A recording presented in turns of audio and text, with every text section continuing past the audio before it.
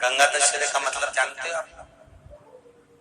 केवल गंगा जी का नाम ले लेने से, एक लोटा जल शंकर भगवान को आज समर्पित कर देने से, या गंगा जल का एक जरा सा छींटा शरीर पर पड़ जाने से 10 पापों से मुक्ति मिल जाती है। दशहरा का मतलब है 10 पाप से मुक्त हो। पहला पाप है किसी के घर का बिना पूछे कोई सामान उठाकर हमने भोग कर लिया हो, तो उस पाप से। गंगा दशहरे के 10 पाप से मुक्ति दिलाता है गंगा दशहरा।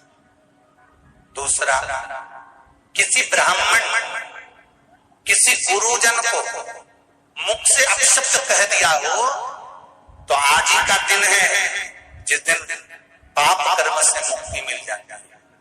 तीसरा, किसी स्त्री को, किसी नारी को, किसी कन्या के प्रति, स्त्री के प्रति, नारी के प्रति अगर गलत सोच लिया हो या गलत कर्म हमने कर दिया हो, तो उस पाप से मुक्ति गंगा दशहरे का दिन दिला जाता है। चौथा,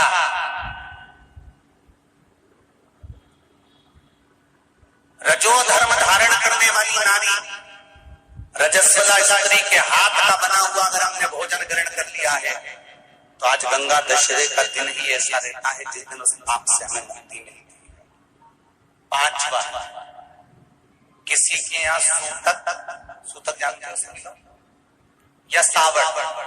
सूतक का मतलब होता है किसी के यहाँ कोई मर गया और उसके यहाँ का तुमने भोजन या पानी ग्रहण कर लिया। सावड़ का मतलब होता है किसी के यहाँ बच्चा हुआ, तुम्हें मालूम नहीं था, उसके घर का 8 दिन का 10 दिन का तुमने भोजन या पानी ग्रहण कर लिया। सूतक या सावड़ का भोजन या अन्न पानी ग्रहण कर ले, तो 5वें नंबर का गंगा दशहरे का वर्णन करता है कि 5वां पाप, इस पाप से भी लोगों को मुक्ति मिल जाती है। 6ठे नंबर का वर्णन आया, किसी मंदिर की जगह पर या धर्म की जगह पर अपने अपना कब्जा कर लिया हो या धर्म की जगह को अपना बना लिया हो, तो उस पाप से मुक्त होने का एक साधन 6ठे नंबर का। 7वें नंबर का, झाड़ू लगाते समय, बुआरी लगाते समय छोटे छोटे जीव झाड़ू के नीचे मर जाते हैं, तो उसके पाप से मुक्ति गंगा दशहरे का दिन दिला जाता है। 8वें नंबर का, 8वें नंबर, जिस समय हम भोजन ग्रहण कर रहे हो और हमारे दरवाजे पर कोई व्यक्ति आकर बैठा हुआ है और हमने उसको भोजन का नहीं पूछा या उसका मुख झूठा ना कराया, तो उस दोष से वंचित हो जाए, उस दोष को समाप्त कर दे, तो गंगा दशहरे का। 9वें नंबर का,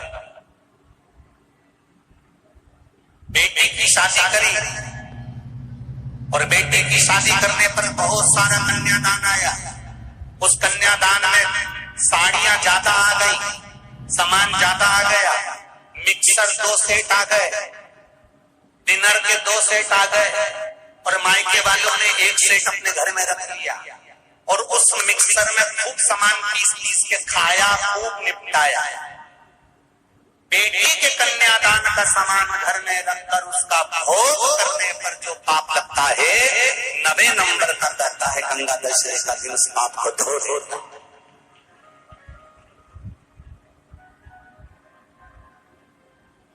10वें नंबर का महाराज, यदि किसी तीर्थ में जाता था, हमने कोई गलत काम करा होता है, तो गंगा दशहरे का ये आज का दिन हमारे पाप को वो दूर करता है। ये गंगा दशहरे के 10 पाप को धोने के लिए मात्र एक दिन है गंगा दशहरे का दिन। आज के दिन जो शिव जी को जल चढ़ाता है, शंकर भगवान कहते हैं भले उसने गंगा जल डाला नहीं डाला, पर मेरे ऊपर जब जल चढ़ाता है, शिव जी कह देते हैं आज के चढ़े हुए जल को मैं गंगा जल बना देता हूँ। आज गंगा दशहरे का खूब भजन करो, दान छोटा सा प्रैक्टिकल है, आप करके देखेंगे तो बाबा कुबेर भंडारी वैसे ही भंडार भर देगा। थोड़ा सा प्रयास, अगर आपके सबके घर में गंगा जल है तो एक प्रयास करके देखिएगा। कोई कार्य के लिए आप जा रहे हैं और वो कार्य अटक रहा है, नहीं हो रहा, बहुत प्रयास कर लिया, बहुत दिन से लगे हुए हो कि ये काम होना ही चाहिए, ये काम बहुत जरूरी और होना ही चाहिए, नहीं हो रहा। एक कटोरी में गंगा का जल निकाल लीजिए और कटोरी में गंगा का जल निकालकर तुम्हारे घर में एक सिक्का पड़ा हो, 1 रुपया, 2 रुपया, 5 रुपया, कोई सा भी एक सिक्का पड़ा हो,